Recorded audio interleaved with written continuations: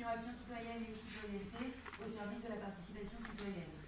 Donc moi je vous fais un rapide retour pour ceux qui étaient, celles et ceux qui étaient présents à la journée du 24 mars dernier à l'occasion de la journée de la participation et du goûter citoyen. Il y a eu un Creative Café qui était déjà animé par Démocratie Ouverte et qui lançait en fait la consultation sur les conseils de quartier. Le principe du Creative Café, qui a réuni plus de 300 conseillers de quartier, était d'inventer et de dessiner des prototypes de conseils de quartier du futur, c'est-à-dire volontairement impertinents, créatifs et provocateurs. Donc il y avait des conseils de quartier très simplifiés, à l'occasion de quoi on a dit qu'il fallait prendre des décisions en commun et qu'il fallait ouvrir à tous les habitants du quartier. Le conseil de quartier connecté et dématérialisé. Il s'agissait de garder la mémoire des discussions, des décisions qui sont prises en conseil de quartier, faciliter l'interactivité et diversifier les voix, à savoir toucher de nouveaux publics.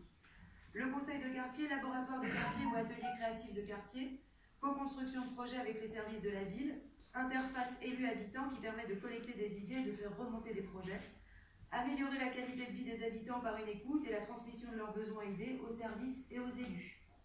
Un conseil de quartier dans la rue, aller à la rencontre des habitants, renouveler les participants, explorer le quartier pour identifier des lieux d'amélioration de la vie du quartier, de rencontre des habitants. Cabinet de conseil de quartier, apporter une expertise à la mairie, inspirer des méthodes d'intelligence collective et partir des talents locaux, artistes, architectes, sociologues et pédagogues. Ces acteurs divers mèneraient des enquêtes sur des sujets et feraient des recommandations à la mairie. Le conseil des pépites du quartier, émettre des vœux en proposant des initiatives qui font la valeur du quartier. Également permettre de soutenir les artisans, artistes et commerçants aux idées pour le quartier, de promouvoir le patrimoine du quartier, organiser un concours des talents du quartier.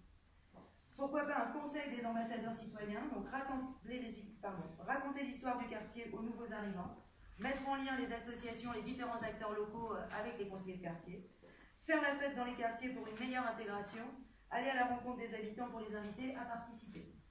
L'anti-conseil de quartier, donc l'agitateur de quartier, porter des revendications en conseil d'arrondissement, thermomètre du quartier, aller chercher l'information et connecter et faire circuler cette information.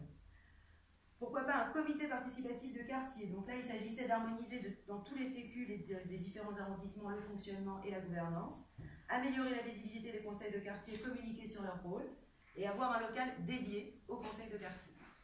Le conseil de quartier hors les murs, donc participer au budget participatif et utiliser les moyens de communication nouveaux, écrire sur les trottoirs, tout ce qu'on peut voir dans la participation éphémère, donc les rendez-vous dans la rue.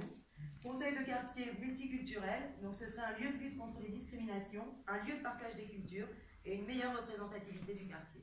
Voilà ce qui avait été dit à l'occasion du Creative Café le 24 mars dernier. Merci. Il reste 4 secondes.